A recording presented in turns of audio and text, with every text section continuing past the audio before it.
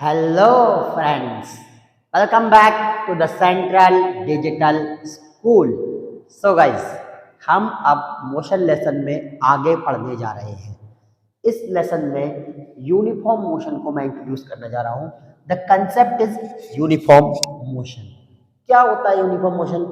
जब कोई object when object covers equal distance, बराबर डिस्टेंस ट्रैवल कर रहा है in equal intervals of time is known as uniform motion. For example, 1 घंटा हुआ, आपकी गाड़ी रौन से भिंड पहुंच गई। अगला 40 किलोमीटर,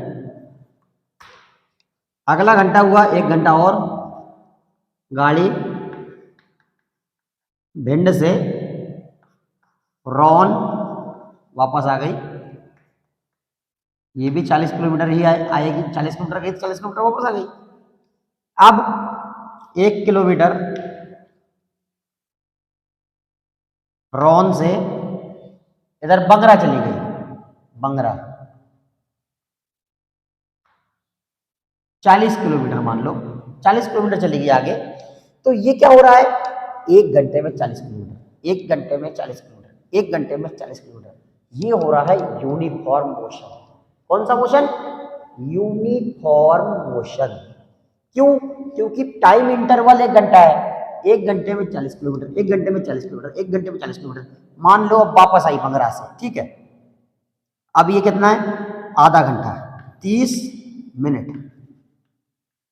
30 मिनट चल के आई बंगरा से। चलो छोड़ो, वापस नहीं आई, आगे आगे और बढ़ाओ, आगे बढ़ना है, वापस नहीं आना है। बंगरा से आगे चले गई क्या? मेहोना नहीं, बंगरा से आगे जालौन, बंगरा से आगे जालौन चली गई। वहां से 30 किलोमीटर, वहां से 20 किलोमीटर और चली गई, 20 किलोमीटर। अभी भी ये यूनिफॉर्म मोशन है? बिल्कुल है। क्यों? क्योंकि टाइम इंटरवल अगर आधा रह गया है, 1 घंटे के 30 मिनट रह गए हैं, तो डिस्टेंस भी एग्जैक्टली आधा हो रहा है। 40 किलोमीटर का 20 किलोमीटर। मतलब अभी हम कह रहे थे 1 घंटे में 40 किलोमीटर, 1 घंटे में 40 किलोमीटर, 1 घंटे में 40 किलोमीटर, 30 मिनट में 20 किलोमीटर। अभी भी यूनिफॉर्म मोशन है। समझ में आ रहा है? आएगा और अच्छे से आएगा। क्यों? क्योंकि 30 मिनट में 20 किलोमीटर, फिर 30 मिनट में 20 किलोमीटर, फिर 30 मिनट में 20 किलोमीटर हो गए 40 किलोमीटर, फिर 30 मिनट में 20 किलोमीटर, फिर 30 मिनट में 1 घंटा हो गया 40 किलोमीटर। समझ रहे ना? क्योंकि इस 1 घंटे को 30-30 मिनट में स्प्लिट किया जा सकता है, और इसको भी 20-20 किलोमीटर में स्प्लिट किया जा सकता है। मतलब क्या है? फॉर एवरी 30 मिनट ये ट्रैवल कर रहा है 20 किलोमीटर। बाइक पे बैठ के ये बंदा ट्रैवल कर रहा है 20 किलोमीटर, ठीक है। ये होता है यूनिफॉर्म मोशन। और नॉन यूनिफॉर्म मोशन जिसमें डिस्टेंस फिक्स ना हो, टाइम फिक्स हो, ओके, जिसमें डिस्टेंस फिक्स ना हो। जैसे कि पहले 1 घंटे में 10 किलोमीटर, अगले 1 घंटे में 20 किलोमीटर, अगले 1 घंटे में 40 किलोमीटर। ये हो गया नॉन यूनिफॉर्म मोशन। अब हम कुछ कंसेप्ट्स आगे पढ़ते जाएंगे, थोड़े थ्योरी। आज हम कुछ प्रैक्टिकल क्वेश्चंस भी करेंगे। एवरेज स्पीड, बहुत छोटी क्लासों से आप लोग फार्मूला पढ़ते जा रहे होंगे एवरेज स्पीड का। Average speed is equal to total distance travel upon total time taken. Total distance upon total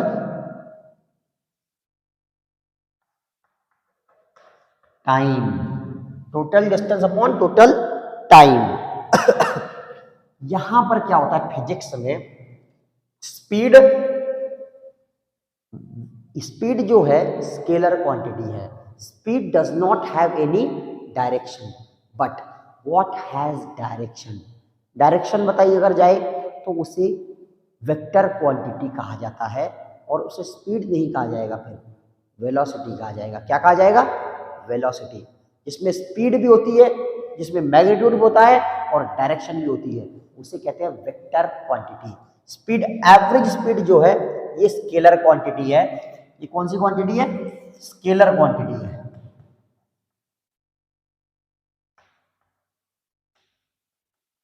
क्यों? No direction. क्यों? Because it has no direction.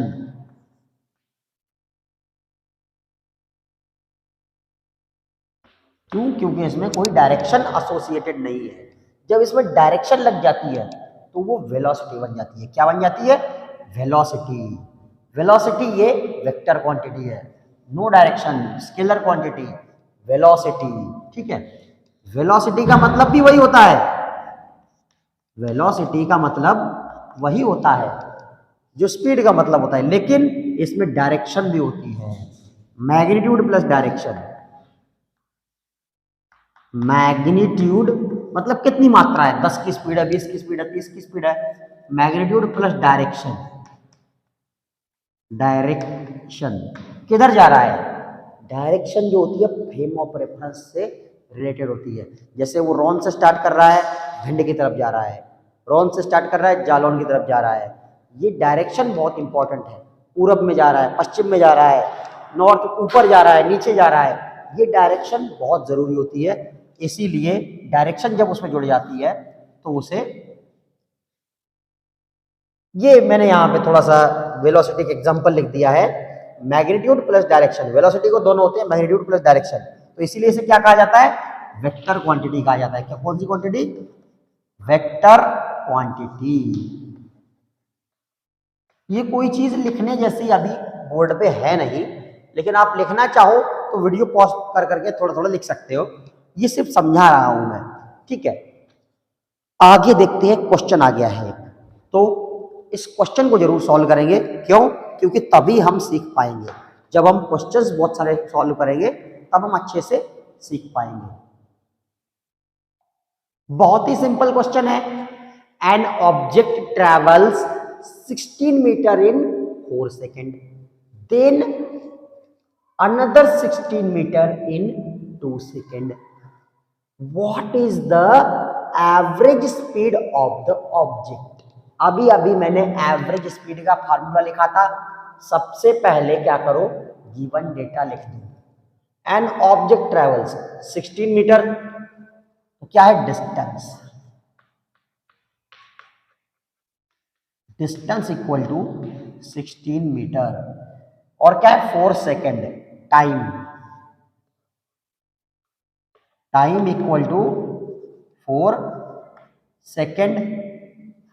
Then another 16 metre, plus कर दो इसमें से। Then another 16 metre in 2 second, second में plus कर दो। Given data हो गया। What is the average speed of the object? Average speed, AVERAGE, average speed equal to total distance upon total time. Total distance upon total time. इतना लिख दिया अगर आपने तो आपको आधे नंबर मिल जाएंगे। मैं 9th के पॉइंट ऑफ व्यू से बोल रहा हूं, क्योंकि आगे तो आपको ऑब्जेक्टिव फेस करना है जो कंपटीशन लेवल है उस लेवल पे, उसमें तो पूरा सही होना चाहिए। लेकिन 9th के लेवल पे, 10th के लेवल पे, 11th 12th के लेवल पे आपने गिवन डेटा लिख दिया, फार्मूला लिख दिया, आपको आधे नंबर मिल जाने चाहिए। ठीक है, आगे देखते हैं। Average speed total distance upon total time taken. Total distance कितना हुआ? 16 दूनी 32, 32 मीटर। टोटल टाइम टेकन कितना हुआ? 4 2 6 सेकेंड। अब इसको डिवाइड करेंगे, 6 पंजे 30, पॉइंट देके 2 बच्चे थे, 0 ले लेंगे। 6 तिया 18, ठीक है, 6 तिया 18, 2 बचेंगे, फिर ले लेंगे, फिर 3 3, ऐसे ही चलता रहेगा। 3 3 3, तो 3 3 मीटर पर सेकंड कर देता हूं। मीटर पर सेकंड, पर सेकंड को जो डिवाइड में होता है ना, कभी कभी इसको ऐसे एक लाइन में लिखने के लिए ऐसे भी लिख देते हैं। ये लॉज ऑफ इंडाइसेस आपने सीखा होगा 8th में। तो इसका मतलब है ये जो s है डिनोमिनेटर में है, ऊपर लिखने के लिए मैंने -1 कर दिया है इसका पावर, इंडेक्स इसका -1 कर दिया है। अगर आपको ओरली डिवाइड नहीं आता है तो आप रफ में भी कर सकते हैं। 6 से डिवाइड किया है 32 को, 6 पंजे 30, दिमाग तो हो ही जाए तेरा ना राकेट। 2 आ गए माइनस, विद्या बालन की एडवर्टाइज है, पॉइंट देके 0 ले लेंगे। 6 तिया 18, 2 बचे 20 हो जाएगा। 6 तिया 18, फिर 2 बचेंगे, ऐसे ही 2 2 2 चलते रहेंगे। 3.33 और 5.33 मीटर पर सेकेंड। ये क्या है? एवरेज स्पीड हो गई। ठीक है, एवरेज स्पीड ही पूछी गई थी, एवरेज स्पीड हमने कैलकुलेट कर ली है। आगे बढ़ते हैं, देखते हैं क्या है कंसेप्ट में आगे। फिर भी एक मुझे लगता है कि क्वेश्चन ही है, ये वाला क्वेश्चन मैंने नहीं समझाया आपको, यूनिफॉर्म मोशन वाला, ये भी मैं समझा देता हूं। ठीक है, ये क्वेश्चन भी समझा देता हूं मैं।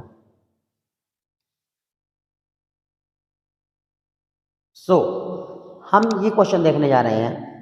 अ farmer moves along the boundary of a square field. एक स्क्वायर फील्ड है, ये रही एक स्क्वायर फील्ड। ठीक है, a farmer moves along the boundary of a square field of side 10 metre. इसकी साइड है 10 मीटर, तो ये भी 10 मीटर होगी, स्क्वायर है ना, 10 मीटर, और ये भी 10 मीटर। ठीक है, ब्राइटनेस ज्यादा आ रही है, गेट बंद कर लो। A farmer moves along the boundary of a square field of side, brightness ज्यादा आ रही है, गेट बंद कर लो नहीं तो। Farmer moves along the boundary of a square field of side 10 meter in 40 seconds. What will be the magnitude of displacement of the farmer at the end of 2 minutes 20 seconds from his initial position? Initial position देखो बेटा, NCERT किताब वाले भी थोड़ी थोड़ी छोटी मोटी गलतियां कर देते हैं, लेकिन आपको अंडरस्टैंडिंग रखनी है। इसमें यही नहीं दिया है इनिशियल पोजीशन क्या है। Moves along the boundary of a square field, तो यहां से भी स्टार्ट कर सकता है ना, लेकिन आपको दिया नहीं गया है, लेकिन आपको मानना है कि वो कॉर्नर से स्टार्ट कर रहा है, यहां से। इनिशियल पोजीशन हुई उसकी यू। इनिशियल पोजीशन को हमेशा यू से दिखाते हैं। स्क्वायर फील्ड को हमने नाम दे दिया ए बी सी डी। यहां से अगर स्टार्ट करता तो सिचुएशन कुछ और होती है, लेकिन एक कोने से स्टार्ट करो, हालांकि दिया नहीं गया है क्वेश्चन में कहीं, लेकिन यहीं से स्टार्ट करो तो ही क्वेश्चन हो पाएगा, नहीं तो गलत हो जाएगा। A farmer moves along the boundary of a square field of side 10 meter in 40 second. 10 second, 20 second, 30 second, 40 second, वापस आ गया यू पे। 40 सेकेंड में एक पूरा लैप कंप्लीट करता है, 1 लैप इन 40 सेकेंड। तो हमारे पास टाइम है मिनट और सेकेंड में, तो हमने कहा था पहले डायग्राम बना लिया हमने। ठीक है, डायग्राम के बाद क्या है, गिवन डेटा लिखना था हमें। A farmer moves along the boundary of a square field of side 10 metre, तो हमें लिखना है क्या, टाइम इक्वल टू 2 मिनट मतलब 120 सेकेंड प्लस 20 सेकेंड, कितना हुआ 120 प्लस 20। देखो, एक lap 40 second, 2 lap 80 second, 3 lap 120 second, मतलब 120 सेकेंड में 3 लैप्स हो जाएंगे, लैप प्लस 10 सेकेंड 20 सेकेंड, ये हो जाएगी उसकी फाइनल पोजीशन। इससे लिखेंगे v से, फाइनल पोजीशन v से। तो इसमें क्या है, प्लस 1/2 लैप, एक लैप था 40 मीटर का, तो ये 20 मीटर कवर करेगा डिस्टेंस, लेकिन ये 1/2 लैप। लैप में आपको डिस्प्लेसमेंट नहीं समझ में आएगी। From his initial position, initial position से फाइनल पोजीशन का शॉर्टेस्ट डिस्टेंस हमें बताना है। डिस्प्लेसमेंट एस से डिनोट करते हैं, डिस्प्लेसमेंट। डिस्प्लेसमेंट एस से डिनोट करेंगे, वो होगी AC। अब AC को calculation therefore by Pythagoras theorem, Pythagoras theorem in triangle ABC। पाइथागोरस भाई साहब क्या कहते हैं, AC का स्क्वायर इक्वल टू AB का स्क्वायर प्लस BC का square. AC equal to under the root of AB क्या है 10, 10 का स्क्वायर प्लस 10 का square under the root of AC क्या आएगा, अंडर द रूट ऑफ जो कि हमारा क्या है displacement S equal to AC equal to 100 plus 100, ये हो जाएंगे 200 अंडर द रूट ऑफ 200। 200 को लिख सकते हैं हम अंडर द रूट ऑफ, ध्यान से देखना 2 इंटू 100, 2 इंटू 100 को क्या करेंगे, 100 का स्क्वायर रूट कितना होगा 10, 100 का स्क्वायर रूट 10, 10 रूट 2 मीटर। क्या आया डिस्प्लेसमेंट 10 रूट 2 मीटर। फटाफट वीडियो पॉज करके आंसर लिख लो, पढ़ते रहो, सेंट्रल डिजिटल स्कूल पे जुड़े रहो।